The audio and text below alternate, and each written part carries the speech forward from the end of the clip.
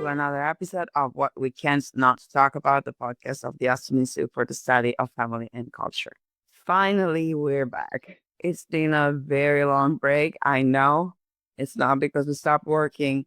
It takes a village to also record and publish a podcast. So thankfully, we're back. And I'm very glad to be back with someone who was already on our show.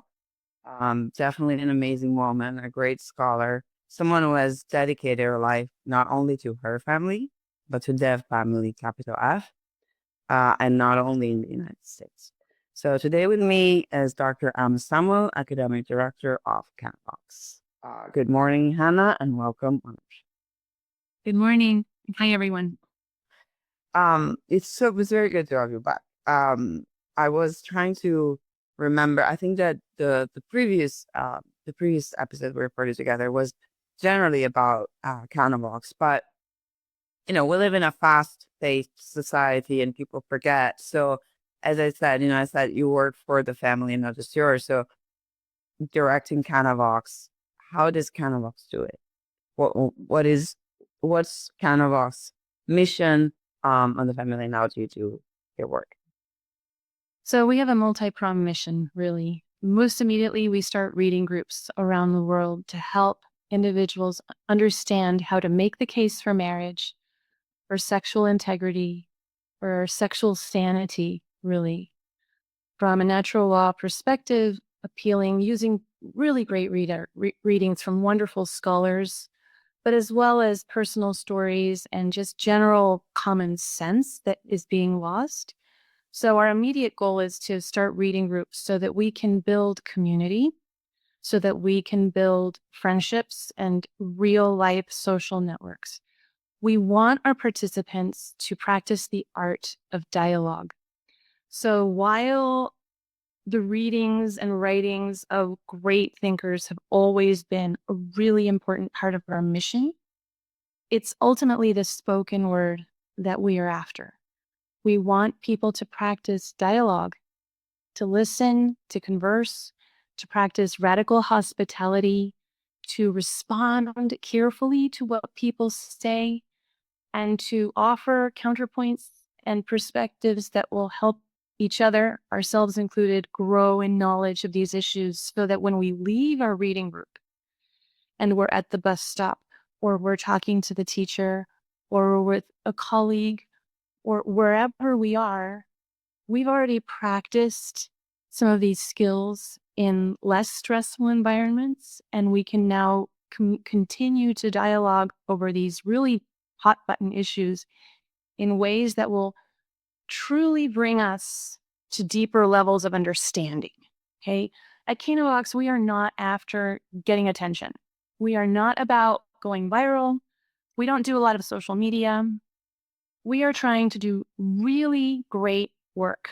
Okay. We're trying to stay focused on doing really great work so that people out there who want really great work will hopefully appreciate it and reflect on it calmly by reading, by dialogue in reading groups. And this is how we think we're going to transform society in these more reflective, calm, relationship building ways rather than loud, short-term sparks of attention.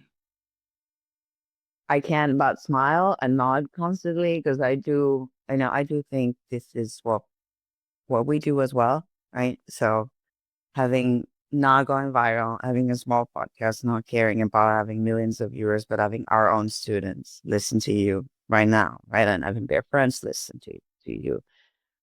You're making the case for marriage and the family in particular, right? But what I love about what you just said and this creating the community around it is I think that, as someone that has moved to the United States, it's the greatest social problem is the solitary life. Now, of course, smartphones made it worse, but it's not a novelty. Yeah. And you cannot think clearly on your own. Not only that, you cannot think clearly with someone who's paid to cure your problems, right? Like the only way, so I think, that a lot of the help that was connatural to societies in the past was like related to the fact of like we're keeping a check on each other, you know. Like I saw you with your wife yesterday. Why are you with this other woman? I like you are in sight, and the inside is also right. So I do think there's an insane value in creating this groups everywhere, to create that community, and also to having healthy disagreements within the group and saying, well, they're not talking about the family, what is the problem with cohabitation? I don't really understand, right? But having someone that you respect and respects your ideas to talk these things through. Um, so for the audience, the people that are interested, I know that Canavox can be started by students and adults alike, correct? Yes, we have college students who run it. Usually these are not official student clubs. We don't seek university permission or approval to Mhm. have a Canavox group. And we certainly love our Canavox undergrads. In fact, if you're interested, I would love to hear from you. We have a special track, let's say, for college students, because they're really in some of the toughest territory for starting a Canavox group. So we have our own special equipment for them. I think of them as the Navy SEALs of Canavox because they're really in the hardest territory. The rest of us, the young professionals, the mothers, the fathers, those of us who can meet more freely in our living rooms and have less hostile territory, yes, they can go on the website and just join. Yeah, and I think you're right when you say, they have the hardest time, but then today's topic is the courageous conversations that you just described. And I do think that the real courage here is the one in parents of young children. It was funny because the moment I got your book and started reading, I had friends with like kids like 3 or 5, like new people that I encountered, and they were just saying, okay, so wait, what should I do about sexual identity and the attraction of kids? How should I talk about it? It's like I was like, I can't believe that you're asking me this question, but this was coming up among my friends as a real problem, and there was a lot of fear in the mothers that I talked to. I was like, what am I allowed to say, like legally? Um, Not everyone lives in Texas, right? So the rules can be different. Um, but also like, how do I make sure that I'm not telling um the children, something that they're not ready to hear? Like, so backtracking, like topic of the podcast for the audience. I'm sorry if I didn't introduce it, but it's this book that the Canavox leaders, amazing people like Anna, published very recently. Courageous Conversation, subtitle being Kids Were Talking to Your Kids About Sexual Identity and Attraction.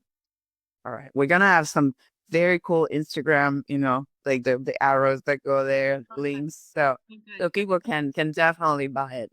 Yeah, we're gonna describe it a little bit. We're gonna talk a little bit about it. But it's definitely something I found it very practical. So that's what I would like to say to parents, right? This is not a book where you're just like being told again about the philosophy of like what is right and what is wrong. It's just like a practical guide. It isn't. And if I may speak to the fear that a lot of parents feel. So I live in a very liberal part of the country. I've been raising my family with my husband in New Jersey. It's a very, very, very progressive state. We had to leave the public school system when my eldest child was 6, just because already gender ideology was being pushed basically like 17 years ago in a very aggressive way in the public schools here. So basically my entire married family life, I've been dealing with raising children in an environment that practices and preaches very different values from those of natural law and sexual integrity. And even in a very liberal place like mine, you should not fear, being, let me put it this way. Thank goodness we're not yet at a point where we're going to be arrested for what we teach our children, right? Some people do fear this kind of thing, but it's very remote at this moment in time, so long as we all become more courageous and continue to use the freedom that we have, because we will lose it if we don't use it. I think the fears that are more true to daily life, what I hear from other parents are more like, oh my gosh, I fear I'm going to ruin her innocence. We've fought so hard to protect our child's innocence.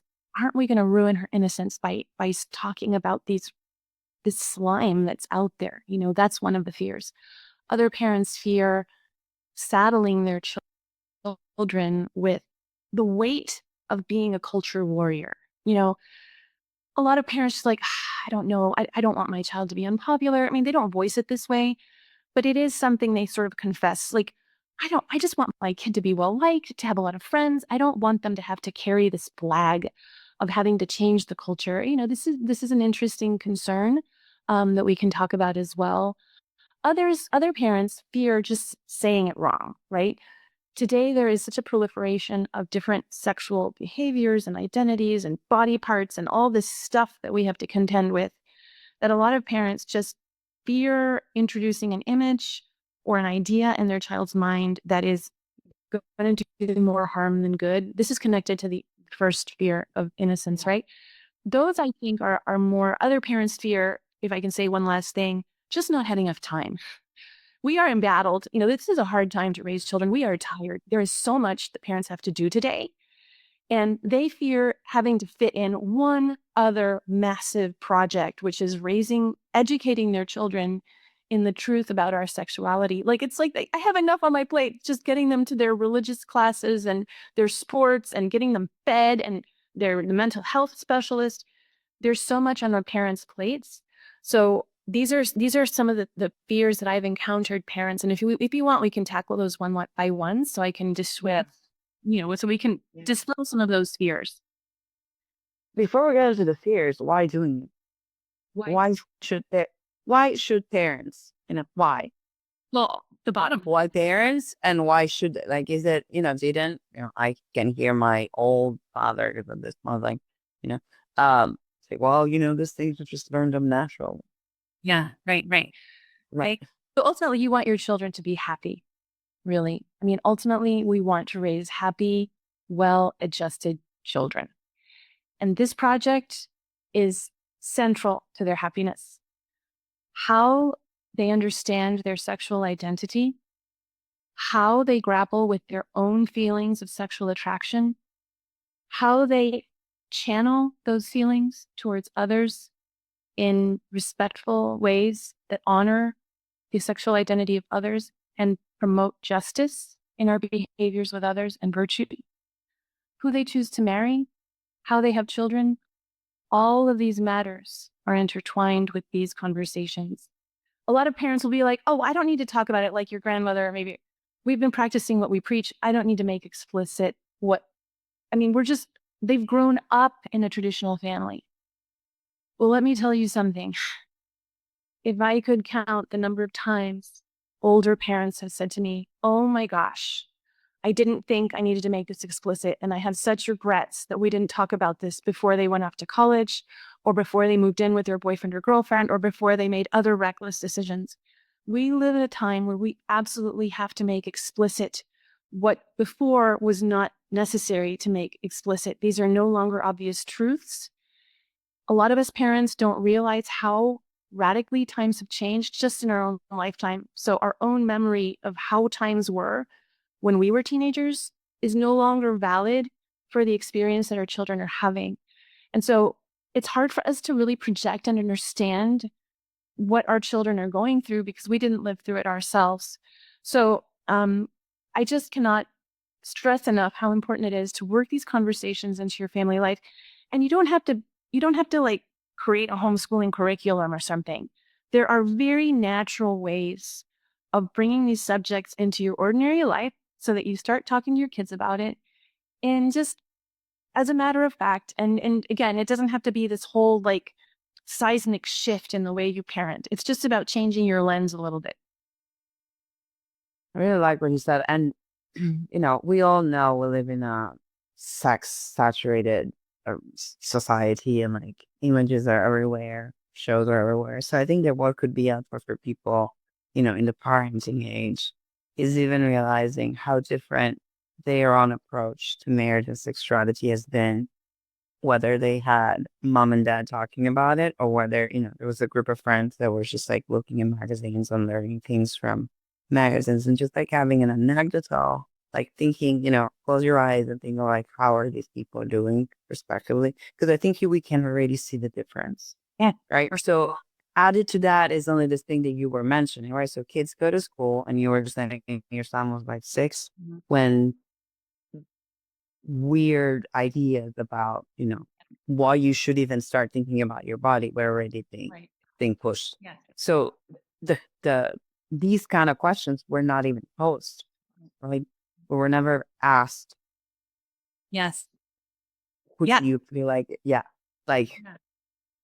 Right. what do you think you are? And like, Yeah. do you really live in the body that was yours? So, okay, having said that, I did say at the beginning that this is a very practical guide. And what I really liked about it was also that you set out before even getting into the topics. You talk about some principles that should guide the way parents look at their children and educate them. Would you, I mean, I don't ask you to list them all. Maybe you just, what are some of the principles that you think are fundamental, maybe the ones that are missing usually? So what happened when we were writing this book is we jumped right into like, here's what you say and how you say it, examples, right? Not scripts, but examples. But the more we got into this, because this I co-wrote this with the other state leaders. I co-wrote this with 49 other people, right? They were all saying, well, yes, but before you even know how to say what to say to your children, you have to have a particular kind of relationship with them. Because if you are not hands-on, if you don't have a strong relationship with your child, no matter how well you say certain things, it's not going to be effective. Really, the relationship comes first. And so, chapter 1 is all about the parenting principles that we think need to be operating in your relationship, in your family life, so that everything else runs more smoothly. Okay. So, what are they? Well, first of all, making a great deal of time to spend with your children, right? As I said, we're all very rushed. So, it's about finding creative times to actually build a unique kind of parent child friendship with the child, because that unique kind of friendship that is possible between parent and children is going to be the most important element here. So, it's about investing lavishly in your child uniquely. This can be really hard for large families. I have 6 children. It's hard to have one-on-one time with our children. So there are kind of creative ways you can find to just take one out for coffee or take one out from the school lunch during lunch and go out to lunch with them, or just driving in the car, showing a unique interest in them, practicing the listening skills, the empathy skills, the conversation skills in all areas with that child, so that you're not just being a great parent when you're talking about sexual matters. You're being a great parent overall. You're interested in their life. You're kind of, if I may put it this way, a spiritual director of sorts for your own child, right? You're with them, you're walking with them, you're aware of what makes them tick. I mean, I can tell you as a parent, every child has such a unique personality. They're so different from one another. Once you kind of figure out how one child works, their personality, and how to talk to them, the other child comes along and they're completely different. And the playbook that worked with the one child just doesn't work with the other. So you really do have to spend so much time getting to know your child and what makes them unique. And I mean, the magic word here is intimacy, right? Intimacy with each child. So that first chapter is all about that. We also cover principles of how to tailor the truth to their age, right? So the way you talk to an 8-year-old is not the same way you talk to a 13-year-old. And that's not the same ways that you talk to a 20-year-old. So what are the psychological developmental differences between these different stages they go through? And how do we as parents best tailor the truth to their age so that we are effective and can communicate well with them and give them the right dose, let's say, of the truth so that they can be strengthened to in that knowledge of the truth. How common do you think it is that people don't address this topic, this very topic, precisely because they realize, damn, I don't have a relationship with my children at Yeah. this point, right? Yeah. I mean, I think it's probably unfortunately common. I want to say that it's never too late. It's never too Mm. late to start that intimacy with your child. You can always work on catching up. And yeah, so don't lose hope. I mean, I think all of us are just so busy and there's so much coming at us. That's very easy to just treat our kids as like sheep we're herding around, getting them from one place to another, making sure they eat whatever and do their homework. And we start to treat them like objects rather than as subjects worthy of their own relationship and dignity, right?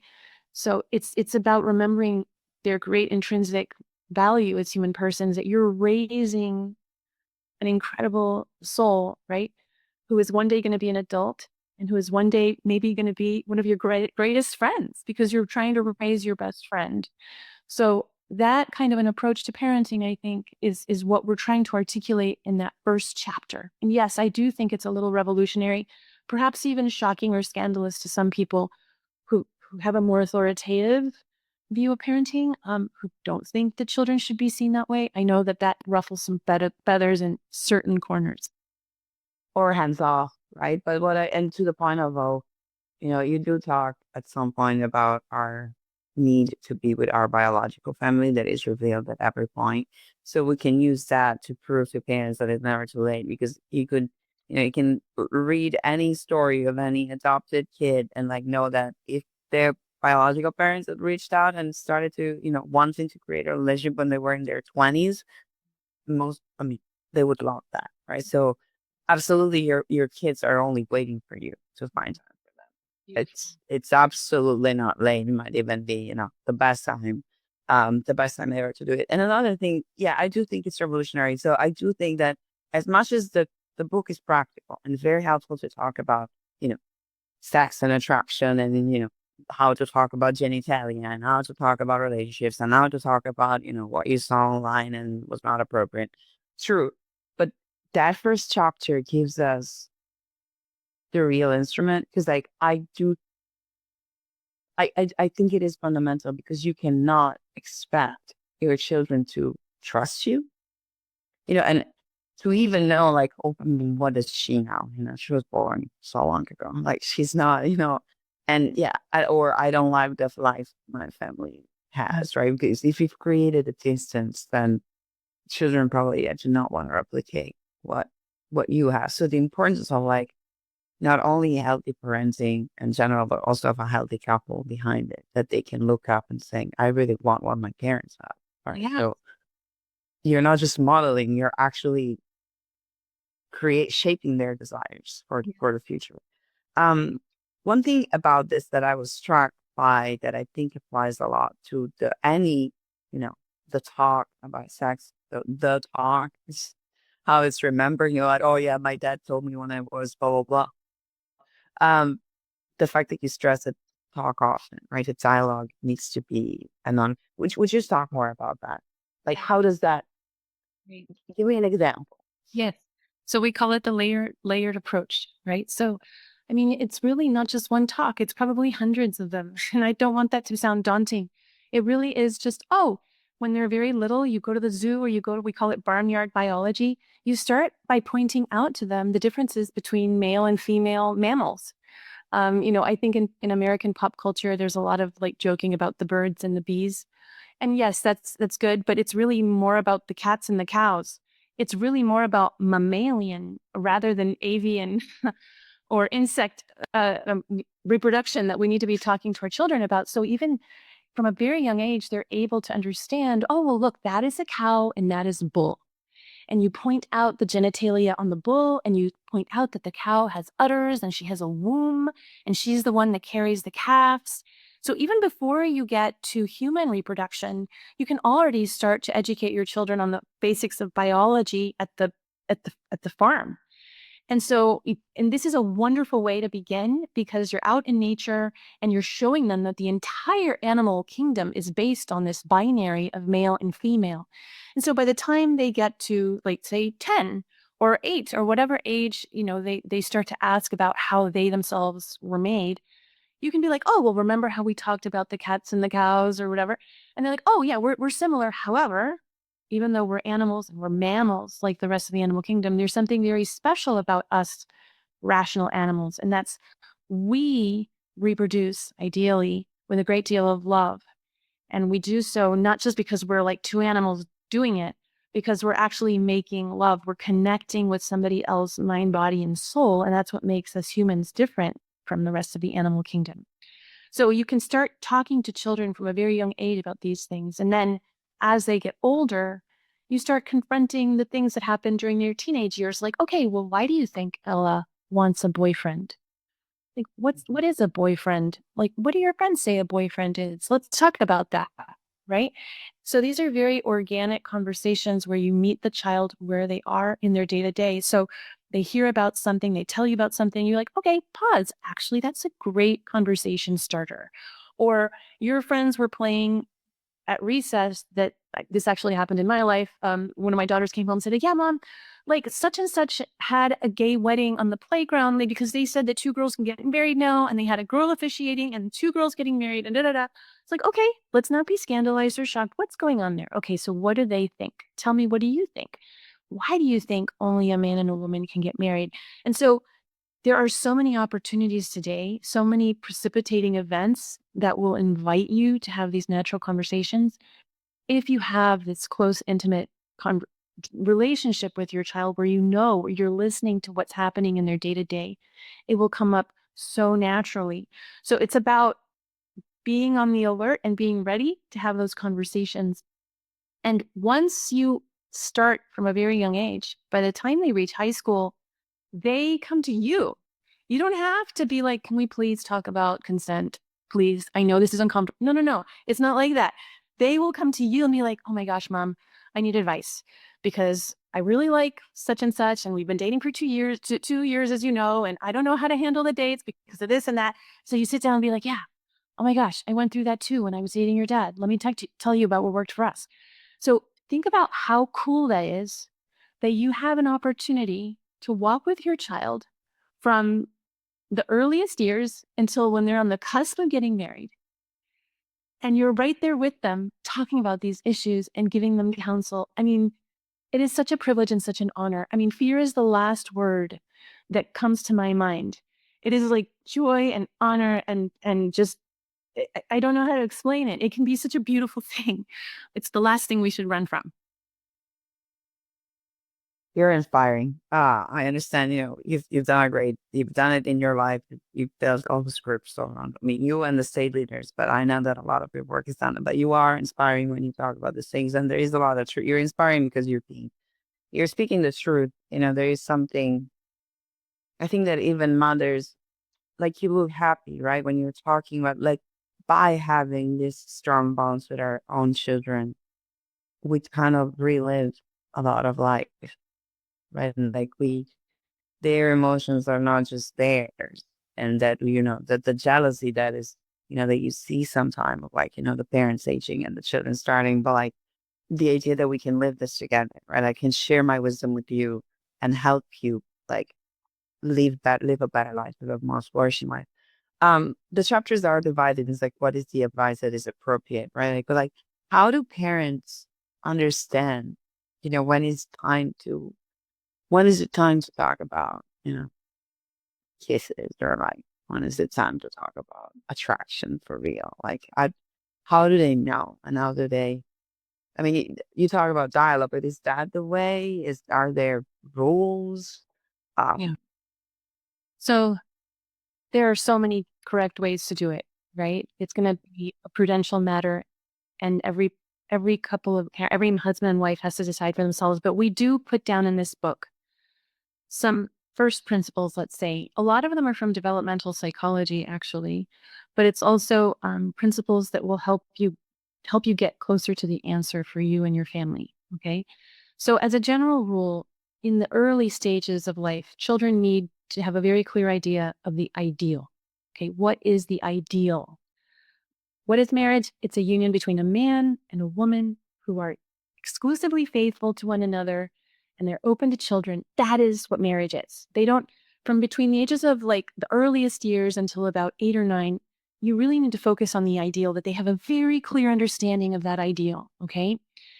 From 9 onward, okay, you will need to start doing what we call is building an internal filter. So once they hit about 9, depending on how sheltered they are, the school, the environment, but I would say don't wait too later than 9.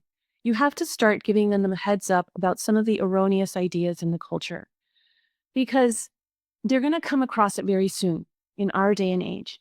And between 9 and 14, children are still very trusting of their parents. Okay. This is the age where they still listen to you like an expert. They are, most of the time, not every child, some personalities are a little more spunky and they want to challenge their parents. But on average and for the most part, if you start telling them, hey, I want to talk to you about something that you might hear out there, you might hear the guys talking about the following on the soccer field on your travel team or whatever. And if you hear about this stuff, just come talk to me about it, okay? Don't look for stuff on the internet or whatever. And you start to give them the heads up, okay? Because again, you want them to be street smart. So at the moment they start hearing weird body parts being used to do who knows what sexual things in what slang language, they know, oh, my mom talked to me about this. I remember what she said, and this is suspicious, and I should walk away from this conversation because it's not going to lead to anything good. And my mom already taught me that the mouth is not used. You should not be used for sexual activity outside of marriage. She already taught me that. I know everything I need to know about that. I don't need to listen to this girl's conversation about this any further.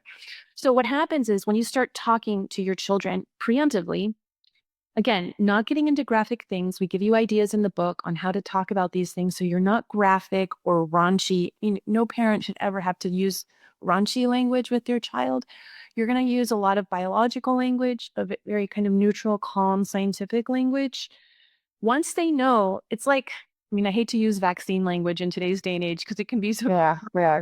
But it is a little bit like giving them a small dose of the evil, just a very small dose, so that they are prepared, they are protected from larger doses of evil. Because what happens, and maybe this happened to some of the listeners out there, Yeah. certainly happened in my life. When I grew up and went off to college, I heard all sorts of things that I had never, ever heard. And because I was curious as to what people were talking about, I was drawn into a conversation where I heard things in completely the wrong way, in images that were far too vivid and horrible that I was not able to erase for a long time after. I was introduced to these topics in the wrong way at the wrong time. If I had had my parents' heads up beforehand in decent language with a clear articulation of the ideal, I would have been like, oh, they don't know what they're talking about. I'm walking away from this conversation. So it's really empowering for the child. So we really encourage parents to get in front of the culture, to be the first to talk to them. We say the saying that was actually my Mexican grandmother saying, better a year too early than 5 minutes too late. Mejor un año antes que 5 minutos demasiado tarde is how she used to say it. Yeah, better too early than too late. Because if you come to talk to them after they've heard all the filth, now you are in this position of a disadvantage. Now you have to debunk everything they heard already and then convince them of the true way of speaking and thinking about this thing.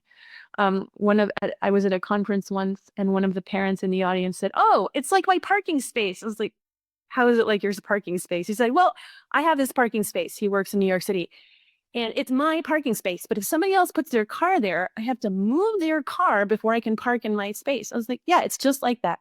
As parents, we are the primary educators. We have the right to talk to our children about these matters first.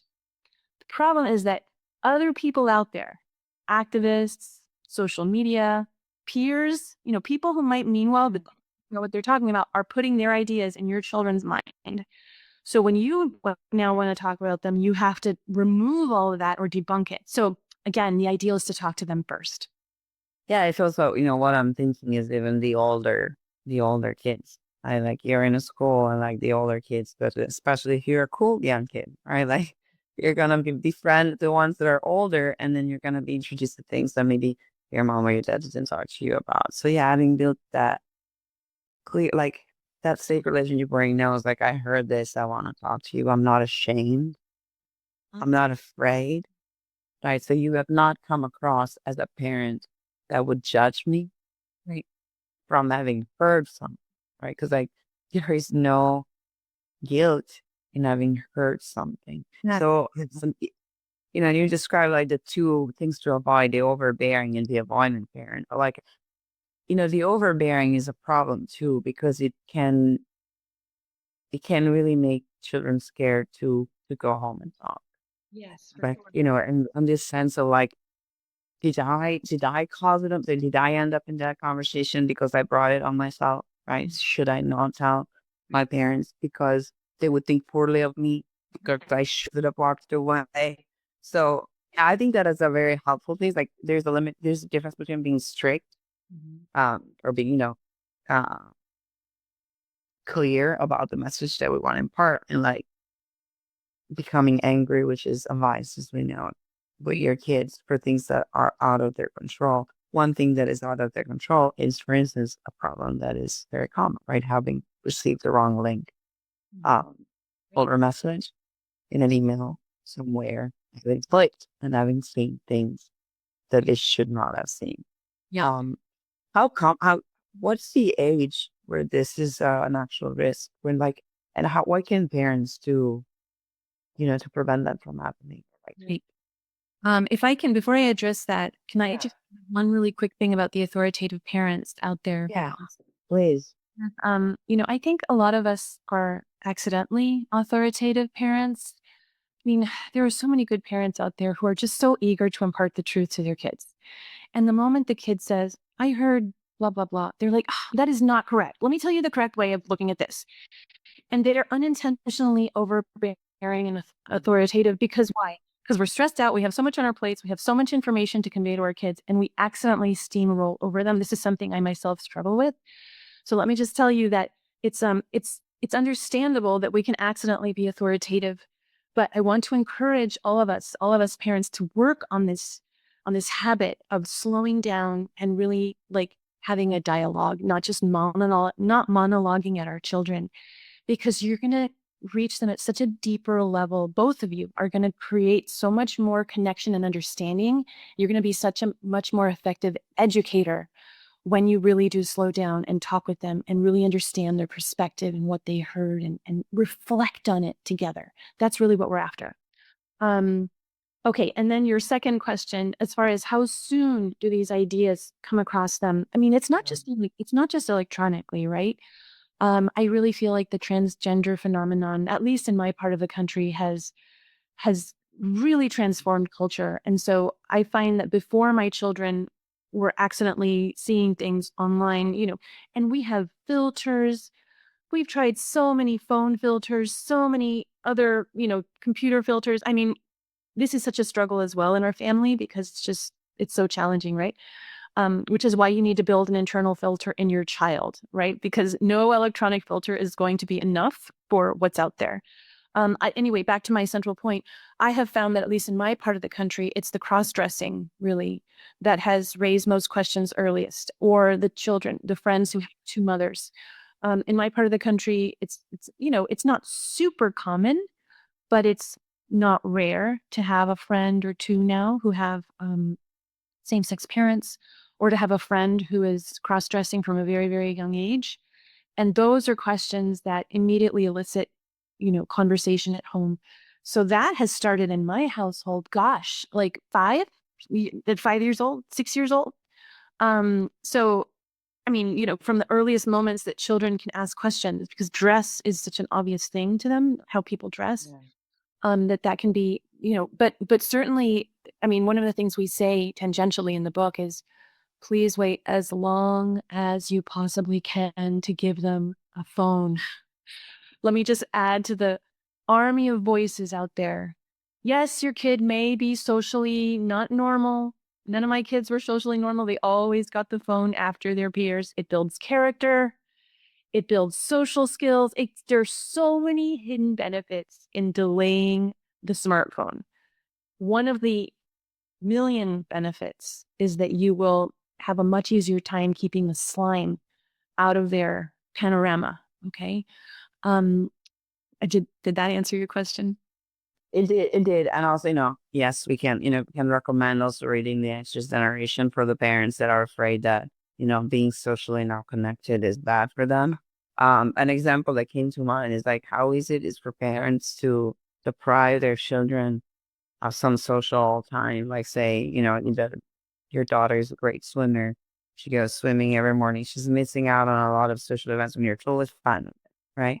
So why not being totally fine with it, like taking some technology away, which is also, educating people, and you see people in college too. Like there is a progressive, um, the we are progressively losing the ability to create real connections in person. We do it as adults, but when you see it in 18 years old, that should be, the one moment where it's the easiest to make friends. Like when we look at the statistics about loneliness on campus, right? And I brought this up with our students here. It's insane that people feel lonely on campus. Like it's counterintuitive, right? Like they live together, they eat together, they are in the same classroom, they don't need to drive to meet each other. So that shows that this instrument in their hand has profoundly affected the way we develop relationships. So just say, it's not just for one reason. If I can add to the million voices against technology too early. Yeah. Okay. So as soon as five, what I also like is that, you described the same-sex family. You talk about how to discuss this.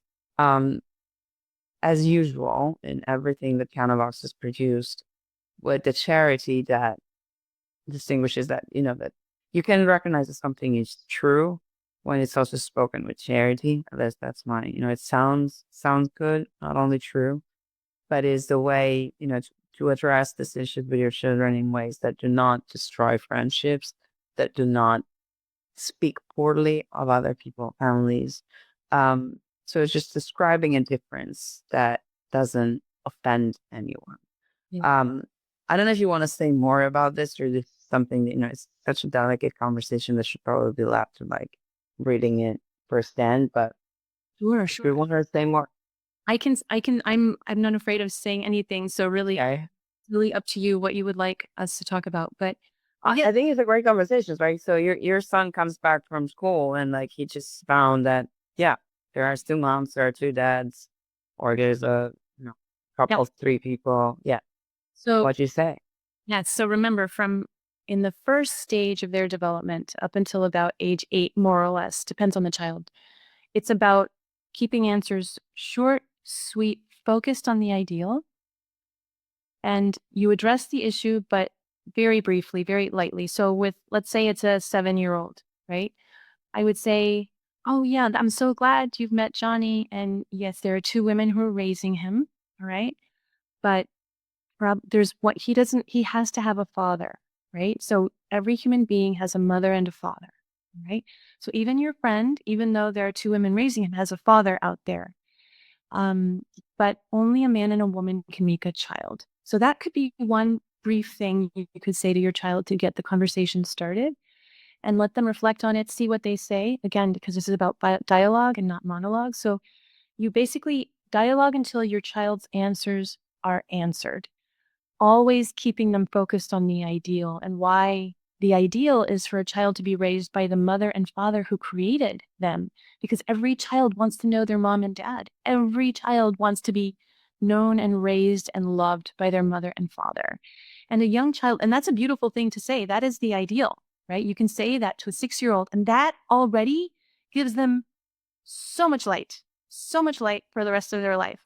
And then you can just keep it light and move on to the next subject as soon as their questions are answered. Because another thing about talking to young children is a little can go a long, long way, and you don't want to overdo it. You don't want to have too heavy a hand with a very, very young child. Keep it light. Oh, yeah, the ideal.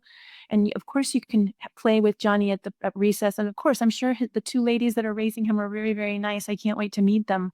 You can say all sorts of kind things about that family without obscuring the truth of how children are conceived and who are the real biological parents.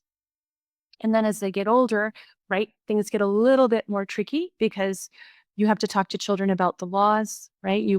It's good to talk to a 12, 13-year-olds. Yeah, we live in a society where same-sex marriage is legal now, okay? But those laws are confused about the truth of what marriage is. And so now you have to start talking about, well, what happens when laws are not just, you know? And what other times in human history have we faced laws that are unjust or unfair or violate human rights, Abortion, right? Segregation, right? We can talk about these things with older kids so that they are, again, you're so grateful. You're treating them like an adult, right? You're treating them like somebody who has reason and can understand these things. So it's about having layered conversations, always remembering to speak about everybody with immense respect because every human person is worthy of majestic dignity and love, right? And as we speak about others respectfully, we can also recognize that a lot of people are confused about this issue, but this is the truth. And here are the scientific and ethical reasons for the truth. And, we respect other people's views because we live in a pluralistic society. It's not our job to convince every person out there, right? But when you have the opportunity, you have to be ready to talk. Anyway, this is a very complex issue, and we get all into it in the book. But you do, and you speak about science quite extensively. You talk about psychology extensively. Even there's something, we talked about the age of purpose education. I think that's something that emerges from the book. It's also a sex of purpose education. Like women and men react differently to different things. And this was a taboo topic when I was growing up, right? That, oh no, you should educate them the same way. You should talk to them the same way. Like, probably not. And also, like, you understand that the reactions of women and reactions of men to things are going to be different. And I think, and everything is backed by studies. Like, your book is full of footnotes. So anyone, wanting to know more, to learn more, to understand more, has all the resources just by getting your little but very helpful book. One thing that I really liked too, we had recently a talk here at the institute when someone was describing the problems that were caused by this image of the genderbread person, right? And now the gender brand. Oh, yes, the ginger Yeah, breath. yeah, yeah. And so the problem that we're describing that wasn't just like the existence of like the fact that it divides the person, right? There's my body, there's my option, there's my feelings, there's what I do. Like, as if we were disordered mix of things, right? That can change, that have no structure. Like, so what I really like is that you offer a very different perspective on it, which is what you call the identity cake. Yes. Would you like to tell me Sure, more? sure. Yeah. I'd be happy to. So just to catch up those parents out there who've never heard about the genderbread person, this is a worksheet that was developed by, persons who are educators who want to promote gender ideology and a very fluid understanding of the person, the sexual identity of a person, persons who want to reduce our identity just to our sexual feelings. So you can Google the gendered bread person. There are other models out there. I've dedicated a lot of time to looking at kindergarten worksheets, and it's amazing.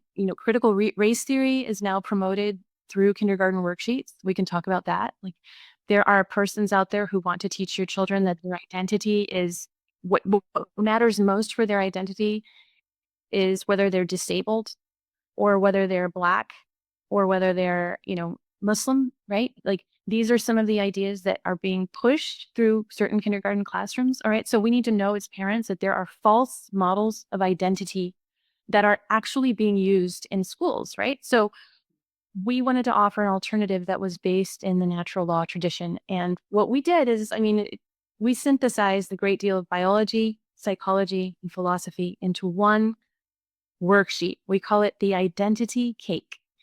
And it's basically a tool for us to understand our own identity and to talk about it with our kids. So the idea is that there are 6 layers to your identity. The first layer is your human identity. So your rational animal status. Actually, for those of you who are watching the video version, I'm just going to show you a little picture of the identity cake. The second layer is your sexual identity, right? So that whether you're male or female.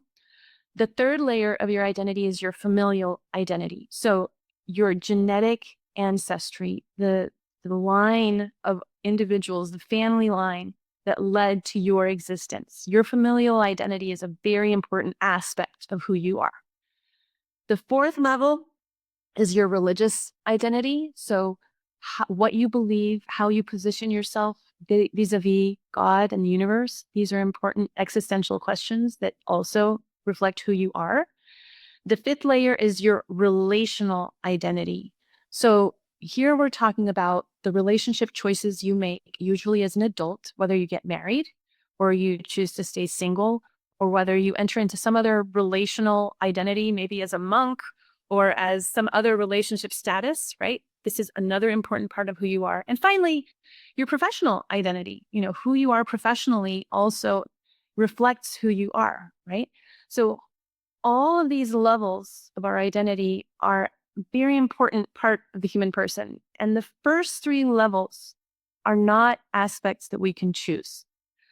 You do not choose whether you are a human or not. You're not a furry.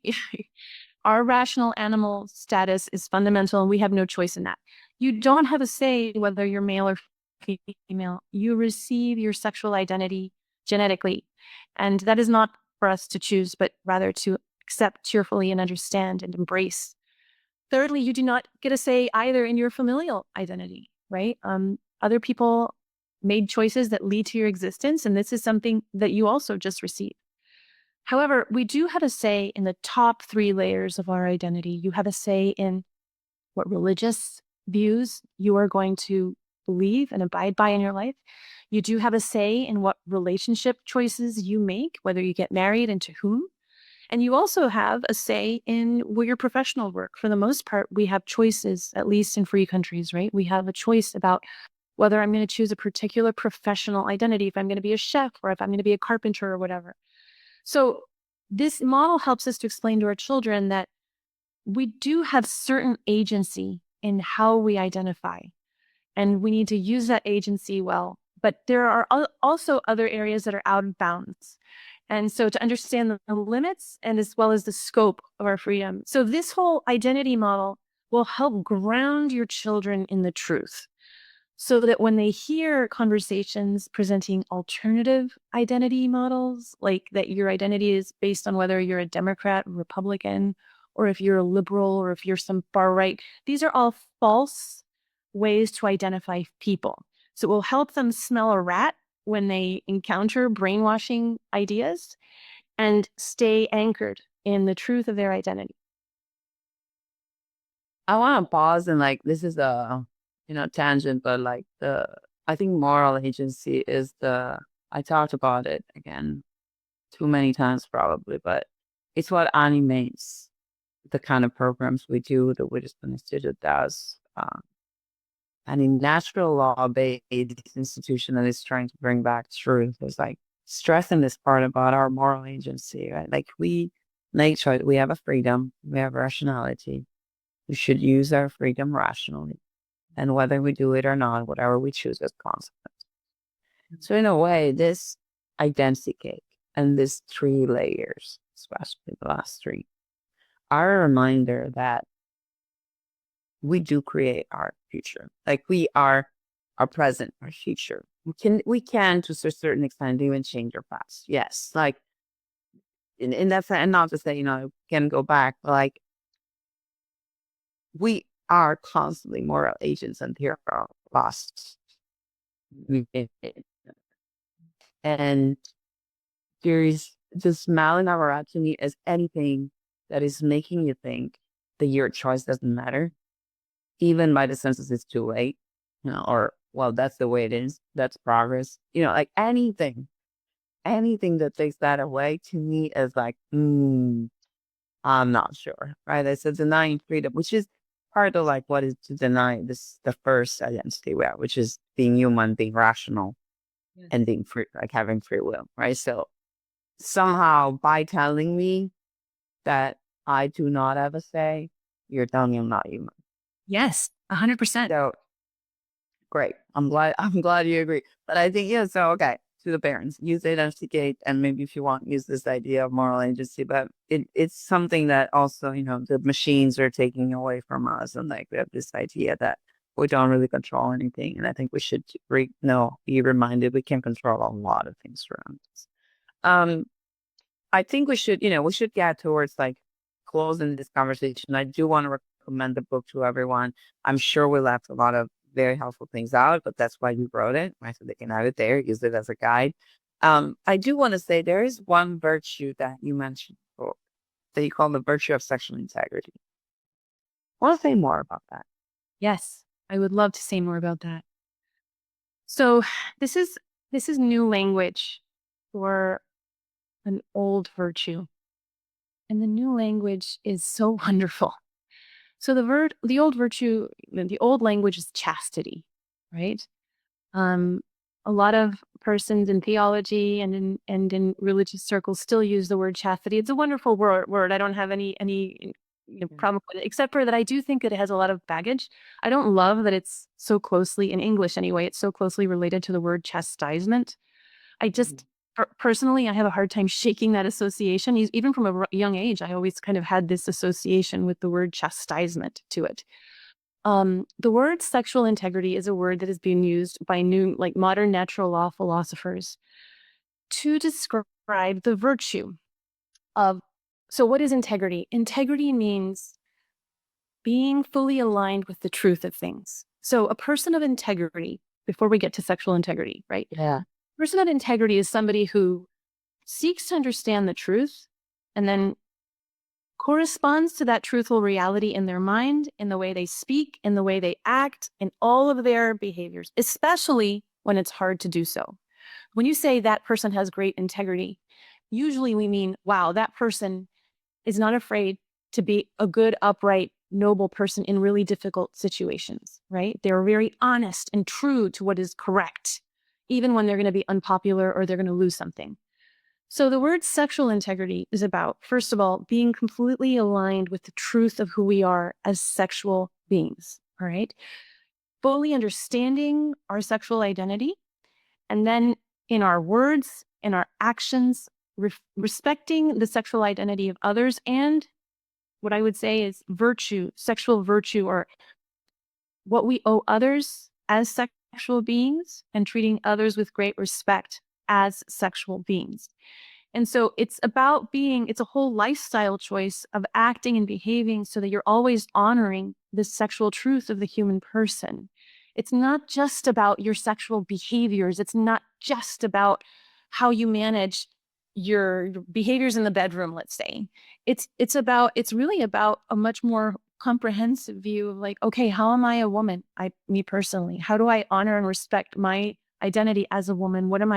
How am I acting, speaking, behaving? Do I ever dishonor my femininity? How do I respect my husband's masculinity or the masculinity of the men I work with or my young son, right? How do I respect their masculinity and how do I honor that in my speech, in my words, and of course in my sexual behaviors? Of course, right? We have to be truthful and pursue justice, really, giving others what is their due when it comes to their sexuality. So sexual integrity, I think, is this incredible word that offers up like deep wells of wisdom, all wrapped up in this word sexual integrity. It's what we promote at Canavox. You could say that marriage can come under the umbrella of sexual integrity. Sexual integrity is like the meta virtue here. All our other sexual behaviors sort of have to pay attention to what sexual integrity requires of them in all these relationships. Okay, I have a task for you. Since you don't like the word chastity, and I love it as a novel, but there's one word I don't like, and I think instead the virtue is extremely important, which is modesty, which is attached, is a form of sexual integrity, right? Like expecting to be treated not as an object, but presenting yourself as a sexual object is counterintuitive, right? Talking about women, like the way we dress, the way we talk, walk. That term modesty, I don't know, maybe because modest, I know that like engraved in school was just like, wow, not really. Like you're not that good. I don't know, it's just associated with a mediocre. So if I have a task for you, if you can come up with something smarter for talking about modesty, I would love to answer this if you can give me. oh, if you have one, yeah. Because, I mean, I just have a reflection on it because when I was in graduate school, I did my doctoral work on the work of Montesquieu. He's a French philosopher, Enlightenment philosopher. I love Montesquieu.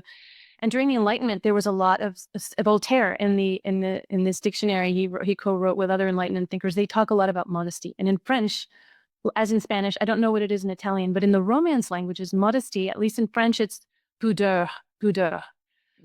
In Spanish, it's pudor, pudor. What is it in Italian? In Italian too. Okay, so Yeah. but the interesting thing about this word modesty in French and Italian and Spanish is it's very closely related, I don't know, at least in Spanish and French, to the word for power. Poder and pudeur, or pudeur in French and pouvoir, right? And in Spanish, poder and pudor, I'm getting all languages mixed up here. Yeah. Closely related. And growing up, when I ever heard the word modesty in Spanish in my household, because I was raised in a Spanish speaking household, it was always very much like, hay que tener pudor. We have to have, Yeah. what was always strength. It was a very strong word. It was a word of like, know your worth. A rifle chain, right? A rifle, like, It was like, it was almost, every time I heard it as a kid, it was almost like, I get the net pudor, like, how dare you look at me? How dare you? Like, this is my body. It was very empowering. In other language, it's a very empowering word. So I agree with you that in English, it's like a record scratch. yeah. To modesty, you have to be so, you know, like, ah, Yeah, like water it down. language. Yeah. So Or what? I don't know. I don't know if we just have to go with the word poder, poder, or like import a romance word for this. I'm sure there is. I'm sure Shakespeare has it. Like the also what I'm thinking is the bad word for this one without pudor, spudorato, like sin pudor. It's just like it's so bad. I don't know if that that's but like it would be like someone that is outrageously rude or vulgar. Um, in Italian that would work. Where not being modest doesn't sound like a big attack. This is not actually the strength of protecting your body, and you know what I mean. Like it's The worth of it. Yeah, the worth of it. Yes. Yeah. What is the biggest challenge? I have just two questions to close for you. What is the greatest challenge for children right now growing up in this realm? One, in this realm. I in think the realm of sexual orientation, gender identity, attraction. Yeah. intimacy. Meg Meeker describes intimacy with this mnemonic: into me see, into me see. When you have intimacy with somebody, you let somebody see yourself and you learn to see somebody else. I do think that the root problem here is often around we kind of have an illiteracy. We don't know how to be correctly intimate with somebody, either because of childhood wounds, because we were rejected in our family, or because of abuse of some kind, or because we live in an age where many things, not just social media, but many things make it harder for us to have real, healthy intimacy with others. But I think that when in the family, when parents raise their children in a correct sense of intimacy with this close relationship, it fills the human heart and it allows them to then have proper intimacy with others outside the home, and healthy friendships, and those things are the foundation for a healthy sexuality. And when we are broken or do not ever experience healthy intimacy as children or as young people, we are now heading into sexual issues handicapped and in so many things. And so it comes down to, I think, a very healthy kind of understanding and living of intimacy. I love it. What's the biggest challenge for parents in this realm? Parents, I would say time. The time part. Yeah. No, I mean, from what we were saying, it sounds like that's the. Yeah. I mean, there's so much thrown at us, but I would leave parents with this question, how much time are you investing in your children's piano lessons? How much time are you investing in your children's lacrosse practices? How much time are you investing in them eating healthy? This issue of their sexual identity, of their human identity, is so much more important than piano or SAT practices or so much else. We have to prioritize what's important and learn to say no to things that are less important so that we can ground them in the truth of who they are and equip them to go out into the world and be healers, to help heal our culture of all of the harms that are out there in this domain. Thank you. Yeah, there is a very low chance that your daughter is going to become the best piano player and make a career out of it. there is 100% chance that she'll need to decide whether she marries or doesn't, or what she's doing with her own femininity, right? So definitely that is a priority. And I want to thank you for co-authoring this book, you and all the state leaders. We will link to the Canavox website for students, professionals, couples, yeah, that wanna start a new chapter, they want to know more, they want to help you out. But thank you for everything you've done. Thank you for this book, and I hope you will be with us again very soon. Pleasure. Thanks for having me. Thank you. Thank you. Goodbye, everyone. And if you like this episode, remember to share it, send it to your friends, put a like on us on YouTube, on Spotify, wherever you listen to us. And thank you again for listening.